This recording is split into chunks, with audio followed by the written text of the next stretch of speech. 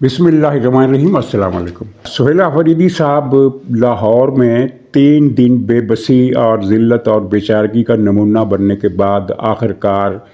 पेशावर वापस चले गए हैं। तो इस दौरे में क्या खोया, क्या मकसद हासिल हुआ या नहीं, और फिर दूसरा इशू एक बाज़ अहम मकामात पर ज़ेर बहस है कि क्या PTI MQM के अंजाम की तरफ बढ़ रही है और रिटायर्ड फ़ौजी अफसर नईम खालिद लोधी कि ज़हनी अलालत का मसला खासा संगीन हो गया है। तो हुकूमत से अपील है कि वो सरकारी खर्चे पर इनका इलाज कराए। और एक इशू जो मुझसे कहा गया है कि ये बहुत जुल्म हो रहा है गरीब रिटायर्ड मुलाजमीन पर पंजाब हुकूमत का एक बहुत काबिल अफसोस कहर, उसका जिक्र करना है। तो ये 4 पॉइंट्स हैं जिन पर हम बात करेंगे। तो सर फहरिस्त ये है कि सुहेल अफरीदी अपने नाकाम तरीन दौरे के बाद वापस तशरीफ़ ले गए हैं और इनके दौरे का मकसद अभी तक समझ में नहीं आया। इस दौरान PTI के सोशल मीडिया ने बड़े लतीफ़े भी किए, बल्कि PTI की सोशल मीडिया टीम क्या इनके लीडर्स, उन्होंने बड़े लतीफ़े किए, उनका भी जिक्र करेंगे। तो अगर तो इस दौरे का मकसद हलचल मचाना था, पंजाब में कोई बेदारी पैदा करना था, तो उसमें इनको 0.1% की भी कामयाबी नहीं हुई, 0% कामयाबी भी नहीं हुई। शोर तो इन्होंने बहुत मचाया कि हमें जाने से रोका गया है, वहाँ जाने की इजाज़त नहीं मिल रही, सड़कें बंद है। हालांकि कैंट एरिया के अलावा इनको कहीं भी दाखिले से नहीं रोका गया। पूरी माल road, circular road, अंदरून Lahore, बैरून Lahore, Landa बाज़ार, शाही किला, हर तरफ इसने दौरे किए और लाहौर की तमाम सड़कें इसने रौंद मारी। लेकिन मजाल है जो किसी लाहौरी ने इसके जुलूस को पीछे मुड़कर एक नज़र भी देखा हो कि ये कौन साहब है, जो कहाँ से तशरीफ़ लाएँ, क्या करने जा रहे हैं। इनके मोटर केड को किसी ने देखा तक नहीं, लाहौरी कोई निकला तक नहीं। और हद ये हुई कि जब इन्होंने देखा कि पूरे लाहौर में इनको नारों का जवाब देने वाला भी कोई नहीं मिल रहा, तो फिर इन्होंने पुश्तून कार्ड खेला और लाहौर के 2 उन इलाकों का इंतखाब किया जहां पठान बरादरी बड़ी तादाद में रहती है, हज़ारों की तादाद में रहती है। तो मकसद ये था कि इन इलाकों में जाएंगे तो हज़ारों पठान निकल आएंगे और एक तासुर बन जाएगा कि जनाब लाहौर की सड़कें सुहेल अफरीदी के इस्तकबाल के लिए भर गई। इनमें से ये लाहौर में जो पठान रहते हैं, इनमें से एक तादाद उन पठानों की है जो नस्ल दर नस्ल पंजाब में रहते आ रहे हैं, लाहौर में रहते आ रहे हैं,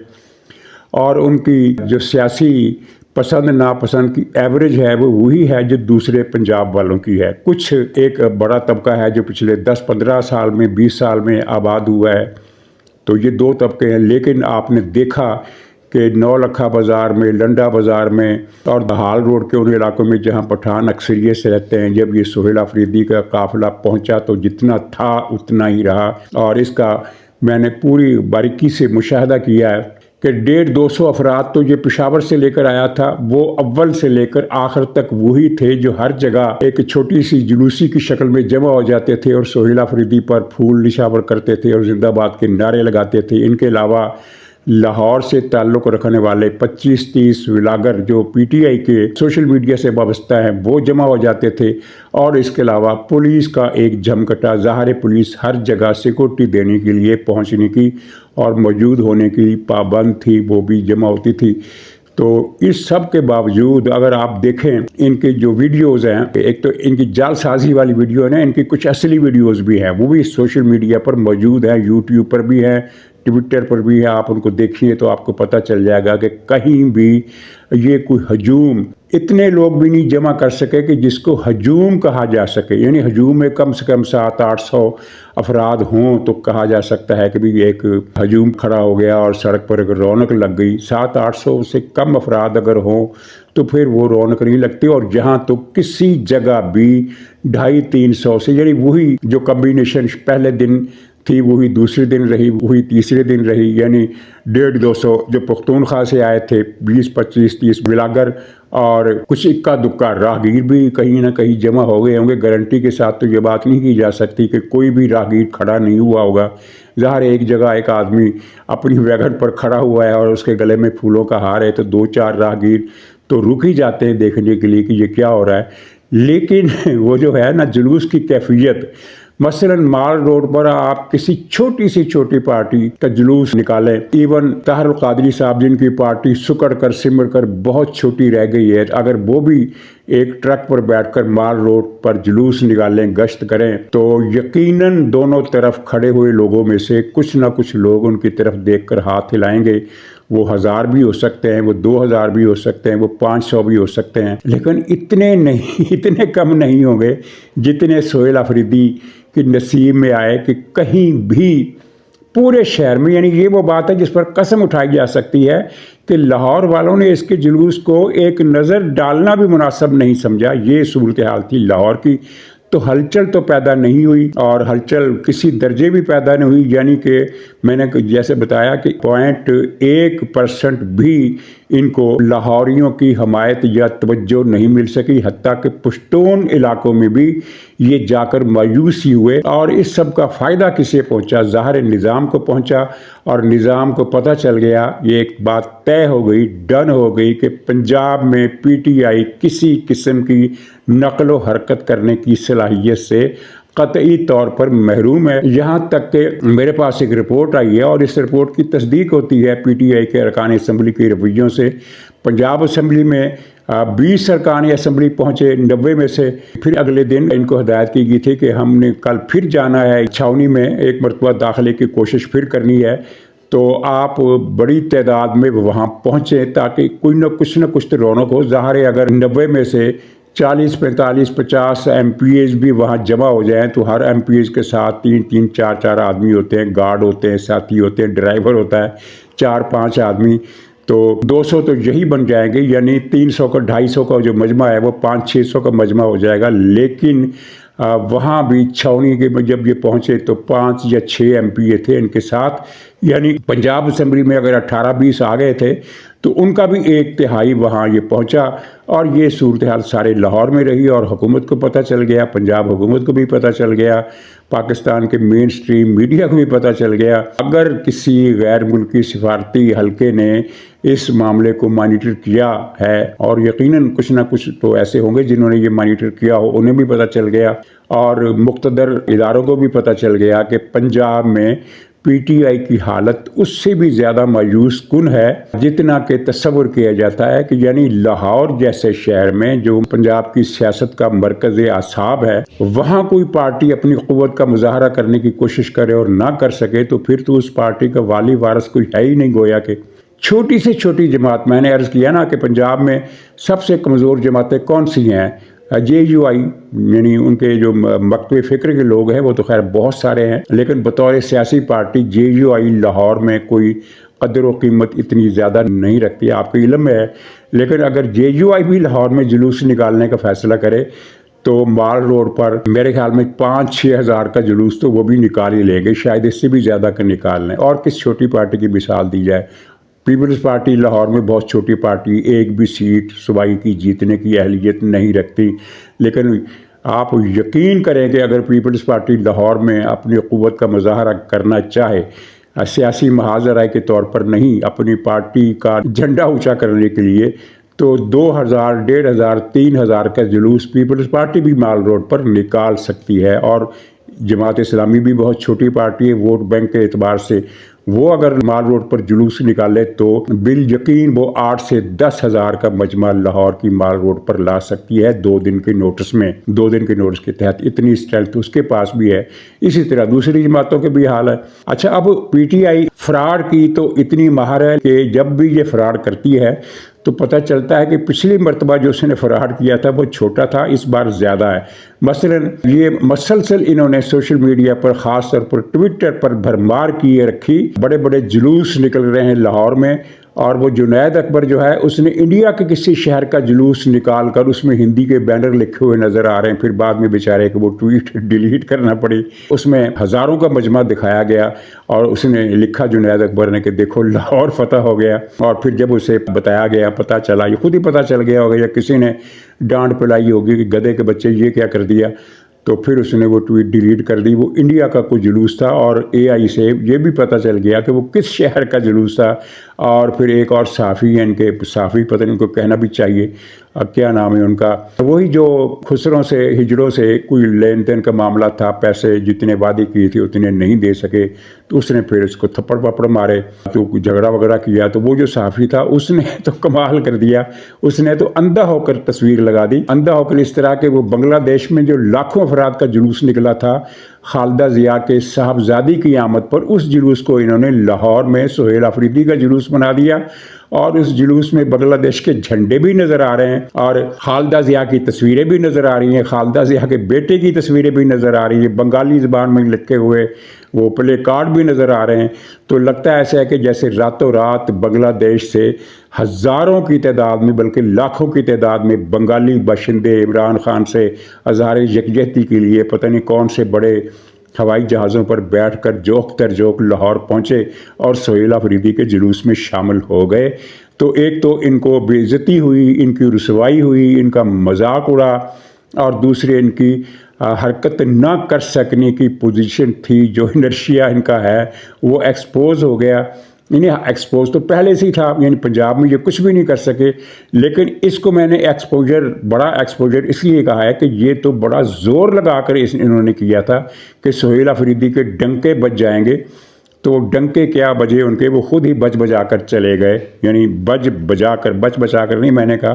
بج بجا کر چلے گئے۔ اور میرا نہیں خیال کہ اب سہیل آفریدی دوبارہ پنجاب کا رخ کرے گا، لیکن اگر کرے گا تو پھر یہی کہا جا سکتا ہے کہ ڈھٹائی کی کوئی حد نہیں ہوتی۔ اچھا، اب کیا P T I M Q M کے انجام کی طرف بڑھ رہی ہے؟ تو یاد آیا میں وہ بھی کر دوں کہ ایم کیو ایم کے سابق رہنما مصطفیٰ کمال نے پریس کانفرنس میں یہ بتایا کہ 15 سال پہلے Imran Farooq M Q M کے جو ایک اہم رہنما تھے، بلکہ مرکزی دماغ سمجھے جاتے تھے عمران فاروق، ان کا قتل لندن میں ہوا تھا۔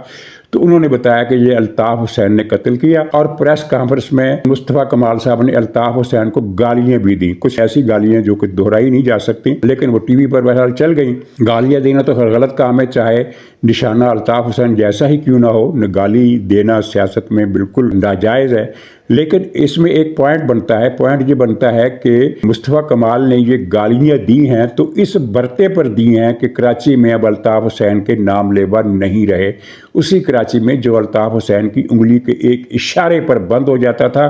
اور الطاف حسین کا نام اگر کسی نے سادگی میں لے دیا، یعنی محترم قائد الطاف حسین صاحب کے بجائے صرف الطاف کہہ دیا، تو اسے قتل کر دیا جاتا تھا۔ تو اس کراچی میں اب الطاف حسین کو گالیاں دی جا رہی ہیں پریس کانفرنس میں۔ تو یہ وہ زوال ہے، یہ وہ انجام ہے جو ایم کیو ایم کا ہوا اور الطاف حسین کا ہوا۔ الطاف حسین لندن میں ہے، اور لندن میں اس کے حالات کچھ اچھے نہیں ہیں، مالی معاملات بھی اس کے ٹھیک نہیں ہیں، اور صحت بھی کوئی بہت زیادہ اچھی نہیں ہے۔ یہاں تک کہا جاتا ہے کہ وہ جب کسی کو حکم دیتا ہے اپنے جو بھی اس کے حلقہ وہاں لندن میں ہے یا اس کے جو ملازم ہیں، تو بعض اوقات لوگوں کو سمجھ میں نہیں آتا کہ اس نے کیا حکم دیا، اسے پھر دوسری مرتبہ بولنا پڑتا ہے۔ تو یہ اس کی صورتحال ہے۔ تو اب پاکستان میں یہی لگ رہا ہے، کیونکہ جس طرح ایم کیو ایم نے کراچی پر غنڈہ گردی کا ایک اور ظلم اور بربریت کا ایک راج قائم کیا تھا، اسی قسم کا راج پختونخوا میں ہے۔ جو بھی پی ٹی آئی کے خلاف بولتا ہے، ٹی ٹی پی کے ذریعے، تحریک طالبان کے ذریعے اسے قتل کرا دیا جاتا ہے، لیکن پی ٹی آئی کی جو اصل قوت ہے پختونخوا میں وہ یہی ٹی ٹی پی ہے، اور ٹی ٹی پی کے بارے میں اب جا کر کہیں ہم یقین سے کہہ سکتے ہیں کہ اگلے چند مہینوں میں اس کا خاتمہ ہو جائے گا، یا یہ نہ ہونے کے برابر رہ جائے گی، کیونکہ جو رپورٹیں حکومت کے پاس ہے، ریاست کے پاس ہے، اور پشاور کے باخبر ترین صحافیوں کے پاس ہے، وہ یہ ہے کہ ان کی افرادی قوت ٹی ٹی پی کی تیزی سے کم ہو رہی ہے، کچھ ماری جا رہی ہے، اور کچھ دل برداشتہ ہو کر تنظیم کو چھوڑ رہی ہے، کچھ بھاگ رہی ہے، کچھ افغانستان کو چلے گئے ہیں، لیکن پھر بھی کئی ہزار ان کے لوگ اب بھی جے پی کے میں موجود ہیں۔ کئی ہزار سے مراد کو 10-12 ہزار نہیں، بلکہ 2-2.5 ہزار کے قریب لوگ اب بھی ایکٹیو ہیں، اور باقی جو ہے اس سے پہلے 5-6 ہزار کی تعداد تھی۔ تو باقی اس کا مطلب یہ نہیں ہے کہ باقی 2.5-3 ہزار مارے گئے ہیں، بلکہ یہ ہے کہ ان میں سے کچھ چھوڑ گئے ہیں، کچھ دل برداشتہ ہو گئے ہیں، کچھ غیر فعال ہو گئے ہیں، کچھ افغانستان فرار ہو گئے ہیں۔ تو یہ تنظیم کمزور پڑتی جا رہی ہے، اور شاید یا امید کے ساتھ ہم کہہ سکتے ہیں کہ اگلے چند مہینوں میں ٹی ٹی پی کا وجود بہت کم ہو جائے گا، نہ ہونے کے برابر رہ جائے گا، یا اتنا زیادہ نہیں رہ جائے گا کہ وہ کوئی بڑا خطرہ بن سکے، تو اس کے بعد پھر کے پی میں پی ٹی آئی کا مستقبل کیا ہوگا؟ ریاست اسے کسی قیمت پر برداشت کرنے کے لیے تیار نہیں ہے، یہ بات آپ کو نظر آ رہی ہوگی، اور لوگوں کو ابھی یہی اندازہ اور خبریں بھی یہی ہیں کہ اس کو اب سر اٹھانے کی اجازت نہیں دی جائے گی اس طبقے کو پی ٹی آئی میں، جو شرپسند بھی ہے، جو دہشت گرد بھی ہے، جو پاکستان کا دشمن بھی ہے، جو بھارت سے لائن لیتا ہے، اور جس نے کھلے عام پاکستان کے اندر بیٹھ کر یوٹیوب پر ولا کیے کہ بھارتی فوج آ رہی ہے پاکستانی فوج کو چپیڑے مارنے کے لیے، اور ادھر سے بھارتی فوج مارے گی، ادھر عوام اٹھ کر بھارتی فوج کا استقبال کریں گے۔ یہ ساری باتیں پی ٹی آئی کے بلاگرز نے کہی، اور یہ پی ٹی آئی کی جو ہارڈ کور تنظیم ہے، جو ورکرز فورس ہے، اس کی یہی سوچ ہے کہ بھارت آئے اور ہمیں آزادی دلائے۔ تو اس طبقے کو تو برداشت نہیں کیا جائے گا، اور جو طبقہ وہ تو ہے، وہ اس کو تو خیر رعایت مل سکتی ہے، اس کی کہانی الگ ہے۔ اور میں نے وہ بات کرتے کرتے بیچ میں ایک فقرہ چھوڑ دیا، وہ فقرہ یہ تھا کہ رپورٹیں اس طرح کی ہے کہ پنجاب میں پی ٹی آئی کے آدھے سے زیادہ ارکان اسمبلی منتظر ہے کہ حکومت انہیں یا ریاست انہیں کسی بہانے اپنی گود میں لے، وہ پارٹی چھوڑنے کے لیے تیار ہے، اور اس کا ثبوت پارٹی کی وہ سارے فنکشن، سارے ایونٹس، ساری اپیلیں، ساری کالیں ہیں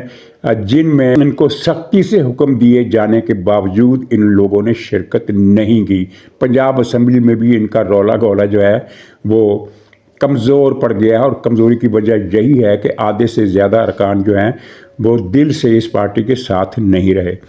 تو بظاہر یہی لگ رہا ہے کہ پی ٹی آئی دوسری ایم کیو ایم بننے جا رہی ہے، اور جب ریاست کسی پارٹی کو ایم کیو ایم بنا دیتی ہے تو پھر وہ دوبارہ نہیں اٹھتی، چاہے وہ سنی تحریک ہو، چاہے وہ تحریک لبیک ہو، چاہے وہ ایم کیو ایم ہو، چاہے وہ دو چار اور اسی طرح کے ہم نام لے سکتے ہیں، کہاں گئی وہ سب ختم ہو گئی۔ اور الطاف حسین تو خیر لندن میں تقریباً جزوی طور پر پاگل ہو چکا ہے، تو عمران خان کا لندن یہی اڈیالہ جیل ہی ہے، وہ اسی لندن میں رہے گا، جس طرح الطاف حسین کے مقدر میں اب یہی ہے کہ وہ اسی لندن میں رہے، اسی طرح یہ عمران خان بھی اسی لندن میں رہے گا جو راولپنڈی میں واقع ہے۔ اچھا، ایک ریٹائرڈ جنرل ہے نعیم خالد لودھی، ان پر ہر 6 مہینے کے بعد دورہ پڑتا ہے عشق عمران کا، اور وہ عجیب اسٹوپڈ قسم کی باتیں کرتے ہیں، بہت احمقانہ قسم کے خیالات لاتے ہیں، اور ان میں بددیانتی، بدنیتی اور بے ایمانی بھی شامل ہوتی ہے، کیونکہ جب یہ ملازم تھے تو جو ان کے کارنامے ہیں وہ جاننے والے جانتے ہیں۔ کل انہوں نے پھر ایک ٹویٹ لکھ مارا، اس میں عجیب و غریب قسم کی باتیں کی، مثلاً یہ کہا کہ سیاسی جماعتوں پر پابندی لگا دی جائے 1 سال کے لیے، اور ٹیکنوکریٹ حکومت بنائی جائے۔ ٹیکنوکریٹ حکومت کے بارے میں ایک بلاگ کر چکا ہوں کہ یہ بیمار ذہن کی پیداوار ہے۔ ٹیکنوکریٹ گورنمنٹ تباہی پھیلاتی ہے، جتنی تباہی سیاستدان پھیلاتے ہیں اس سے زیادہ یہ ٹیکنوکریٹ پھیلاتے ہیں، کیونکہ ان کو تو کسی پوچھ گچھ کا ڈر ہی نہیں ہوتا۔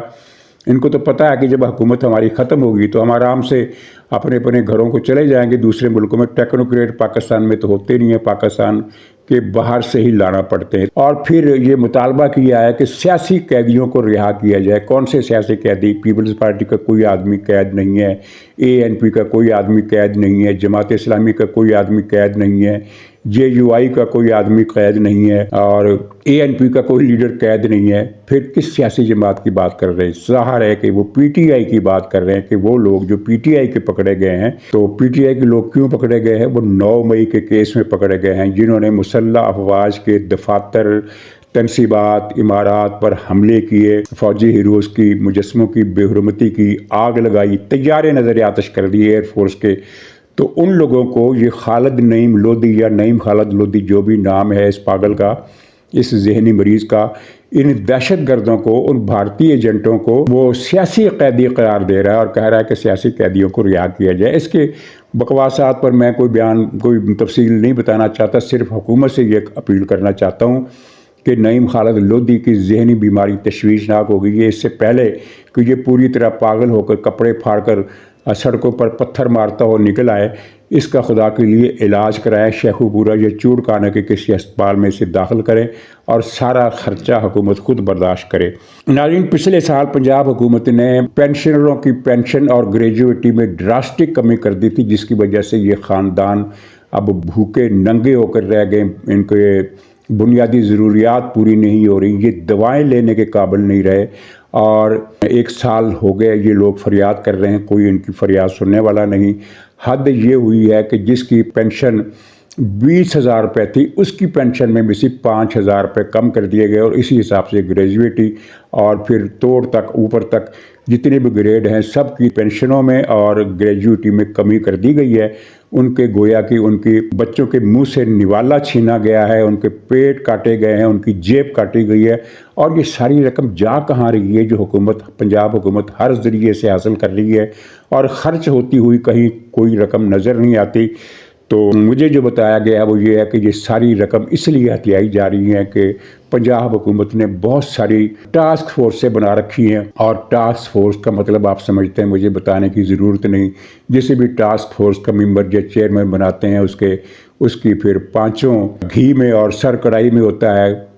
سرکاری پروٹوکول، گاڑیاں، اے سی، سینٹرلی ہیٹڈ دفتر، دوسری مراعات، دوسری سہولیات، اور کرنا انہوں نے کیا ہوتا ہے؟ کچھ بھی نہیں کرنا ہوتا۔ یعنی وہ جو کہتے ہیں جو لوگ کچھ نہیں کرتے کمال کرتے ہیں، تو یہ ٹاسک فورسوں میں اسی طرح کے کمالات کرنے والے لوگ بٹھائے جاتے ہیں، جن کو تنخواہیں اور مراعات